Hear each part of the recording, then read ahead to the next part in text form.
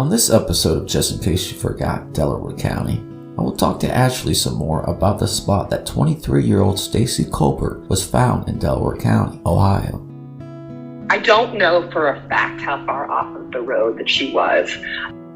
All for the purpose of trying to get a better mental image of the area and a better understanding of how Stacey got there. You know, is a mystery.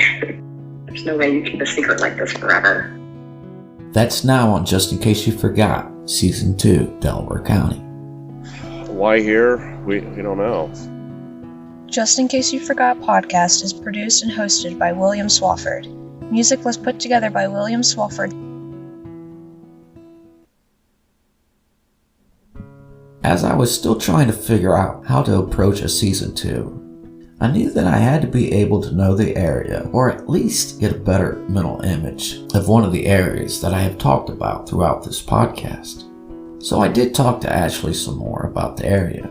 Ashley did send me a short video of the area that she had taken from the road. However, I still don't know the spot that I need to focus my attention on. Ashley did try to explain to me where she thinks the swell line ends at. The swell line is basically how far the Scioto River floods the riverbanks. So, there's the picture with the black Delaware County Sheriff's car, and see the tree line. That's the swell line. Yeah, so the swell line only goes out to the tree line and basically stops about right there. Basically, the swell line lines up to the property of the cornfield. Standing on the road, State Route 257, a person will see a field and then a tree line. Beyond that tree line is the Scioto River. At least what it was really, because it was muddy and soft back there is why I assume that's the swell line.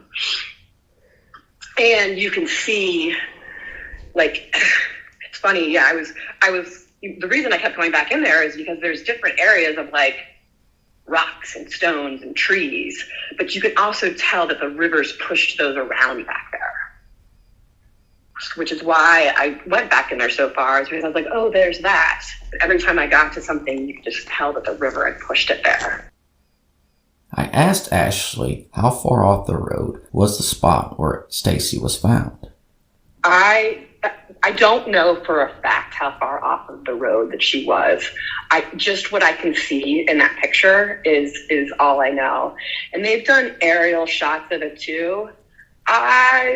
20, 30 yards would be my guess. I cannot believe she wasn't found sooner. 20 to 30 yards. This made me think whoever did put Stacey in that spot had to be somewhat confident that they wouldn't be spotted by any other vehicles on that road. I thought of the possibility of a person taking a vehicle off-road, take Stacey's body to the spot. It would be quicker, and an empty vehicle, possibly still running, would not be left on the road. He probably walked along if you walk along the cornfield, then maybe it's not 20 or 30 yards. Because during 10 or 15. Because at that time in March and stuff, there's no corn or anything in there. Exactly, yeah. So a person could drive a vehicle back there. That is true. I didn't even think about that. Yeah, you could just drive back Like I said, though, it would take a four-wheel drive, more than likely. It's just hard for me to picture somebody parking along the side of a road. That's true. And taking the chance of the cars pass. I don't know the visibility of how far down the road you could see and things like that. It's perfect. If somebody heading south would never see him. Really? At all. Yeah, because of the bend. But would he be able to see other people coming? Yeah, so people heading north, the cornfield is wide open. So anybody heading north would have been able to see him. The house is probably 200 yards, so unless they're looking, they probably didn't see anything either. Now, Stacey's upstairs neighbors heard noises coming from Stacey's apartment in the early morning hours of March 22nd of 1998. If Stacey was taken from her apartment on March 22nd and taken to Delaware County that same morning, a 40-minute drive, that could mean that Stacey was put in that spot possibly sometime before sunrise that morning. Because he would have to turn off his lights unless he wanted to draw attention. Exactly. Yeah. How he got her there is a mystery. Obviously, I have my own theory. But you're right. He could have just driven right back in there. You'd really have to be familiar with the property to drive back there. I mean, you know how people are when they drive on their property. Goodness. There is a question. If someone had passed that area on March 22nd of 1998 and seen a vehicle parked on the side of the road, would anyone give it a second thought? Meaning, would seeing a vehicle on the side of the road or in the field be anything to be suspicious over? I mean, how many times have you seen an abandoned vehicle on the side of the road and called law enforcement to check it out? For myself, the answer is never. I see a vehicle sitting on the side of the road. I figure a broken down vehicle or out of gas. I'm interested in knowing how much of the area was searched and if anyone had ever gone back to go over the area again. That I don't know. I mean, I do know that the newspaper article said that they looked for many, many days and found as many bones as they could find. And it was about 70%, which seems high. Yeah, but my question is what was their parameter of that search? Oh, yeah, what the area is. You can see a little bit where the tape is cut off, or where the caution tape is, but I don't know what their search range is. I would like to know how far down the riverbed they went. There is a reason why I wonder if a second search has ever been done. Yeah, I mean, there's either one or two pieces of jewelry that are missing that were never found. And these were things she never took off. While going through all this, I know I still need to find others to talk to. 3 of those people I would like to talk to is the 3 detectives that handled Stacey's missing person investigation in Columbus, Ohio. I did unfortunately find out that Columbus Detective David Morris passed away in March of 2023 at the age of 80 years old. Detective Morris was with the Columbus Police Department for 39 years. That makes 2 people who had some part in this investigation that has passed away. The first one I found out about was the man who lived in apartment C above Stacey in Columbus. The reason why I would like to talk to at least one of the detectives from Columbus, Ohio is they each had different theories. I did bring up in my conversation with Ashley that I was trying to locate the man who had found Stacey's remains in November of 2004. That's when Ashley told me something that I had not heard before. There's 2 names for the hunter. I had only seen one name in an old article about Stacey being found in Delaware County. Was it possible that the media had reported the wrong name? I will talk more about this in another episode, because at that point in time, that's all I had to go on. So I don't know which one it was. Ashley talked about how everyone was going about their own lives and meeting new people right after graduating college. My speculation, my armchair detective speculation. She graduated like the end of August. It was like August, 29th or 28th, from Ohio State, and then started with AEP in like September, October, and had gotten that apartment, right around then. So it was a weird transition period where I had graduated, I had moved out, other friends are getting married, they're focusing on that. People that she had lived with, were kind of moving into, people were going to grad school and moving into different areas. And so it was just a weird time in our lives where we weren't as connected. And, there wasn't social media back then. Like, you were calling each other on the phone and it was long distance and it was expensive. And, you know, it wasn't free like it is now. You just didn't, you know. I always saw Stacey or tried to see her when I would come back to Columbus. And I did see her, you know, 2 weeks before she disappeared. We did have dinner. But it's just, it was just such a perfect storm of the time in her life, and transitioning to work friends versus school friends and things like that.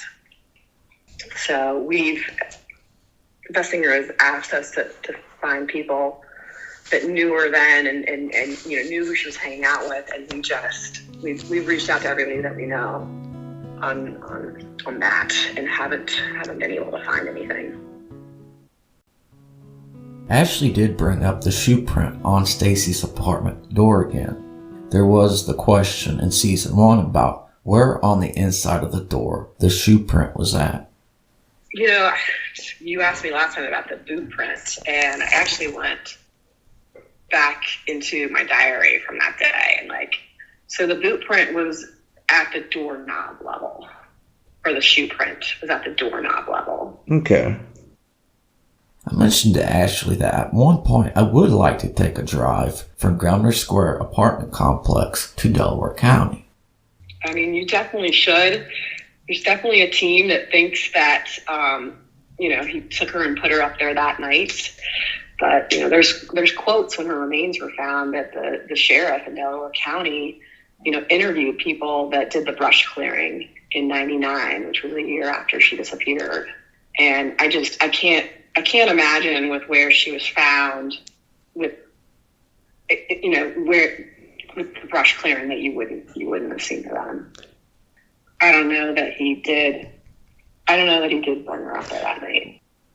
Going from you're entering a township, being populated, to just like a single stretch of it that is just perfect.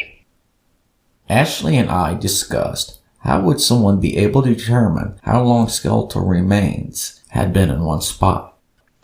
Yeah, I think they knew she'd been there for at least 2 years, and I don't know how you tell that, but so it had been a minimum of 2 years. See, that's a good question. How did they come up with that guess?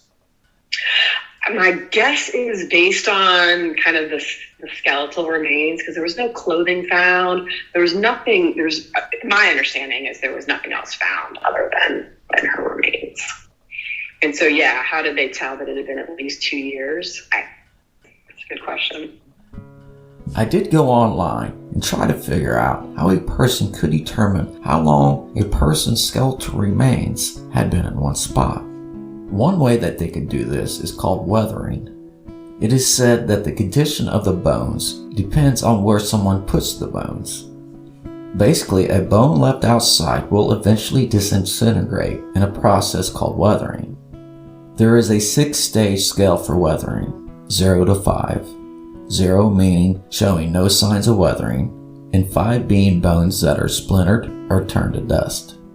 There are factors that also play into this.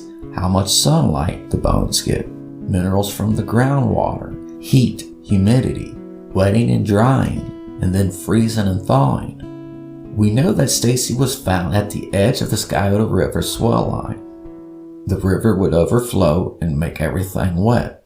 Then everything would dry out again whenever there was a heavy rain. Did the spot that Stacey was put in cause problems with determining how long Stacey was there in Delaware County? A forensic anthropologist would be the person to try to figure out how long Stacey had been there. Forensic anthropologist from Ohio State was at the area. The Ohio Bureau of Criminal Identification and Investigation was there in November of 2004. The Delaware County coroner also showed up at the spot on State Route 257. I wanted to know what a coroner's responsibilities would be when showing up at a scene where there is only a human skeleton. So I emailed the Delaware County coroner's office to see if anyone would be willing to talk to me. I was caught by surprise when my phone started to ring only a couple of minutes after sending the email, and I seen a Delaware County number on the caller ID. The county coroner that I talked to is not the coroner who was at the scene in November 2004. so we could not talk about the Stacey Colbert investigation. I did explain to him that I was doing a podcast and that I was wondering what a county coroner would do in a situation when just skeletal remains were found. Here are some of the things that I learned from the Delaware County coroner. The county coroner would be there to help document the scene and things. If there is any property like clothes or personal effects, law enforcement would go over any evidence, either BCI or the Sheriff's Department. Case-by-case basis, but identity, well, document the scene, collect as much as you can, as far as many of the remains as you can. Then try to secure identity, and then if there's any type of trauma to the bones, document that, or get that documented, and then try to rule on the cause and manner of death if possible. The county coroner told me that they would not be the ones that would try to determine how long the bones had been in that spot. That would have been done by a forensic anthropologist from Ohio State University. He did bring up nuclear DNA testing, which I have never heard of. That is a test that could be done to give a better approximate time of death. However, Stacey's remains have been cremated. You can do nuclear DNA, so there are labs in the nation that could do that. They can determine a better understanding. I mean, they're not going to be able to get you an exact day and time, but they might be able to get you a closer approximation of time of death. Now, a county coroner can x-ray or do a CT scan on bones, but those have very limited results that they can give. Very limited on information our office can get. We have to use outside sources. We have to use labs that have that capability to do further. Like OSU, they do. They have microscopes that have the power to see things at 1,000 times the human eye, and a lot of times they can see injuries compared to like animal activity, like if an animal chewed on a bone, that kind of thing. They could be able to differentiate with those type of things. So what does a coroner do when there is no evidence of a cause of death? Ruling on the manner of death, there's a lot more complications to it, and a lot of times if there's a lack of evidence or no evidence, we leave that undetermined. Our office does so. I was told something I did not know. Something that our policy is anytime we go out on a death scene, we always treat every death scene is possible homicidal until proven otherwise. Yeah.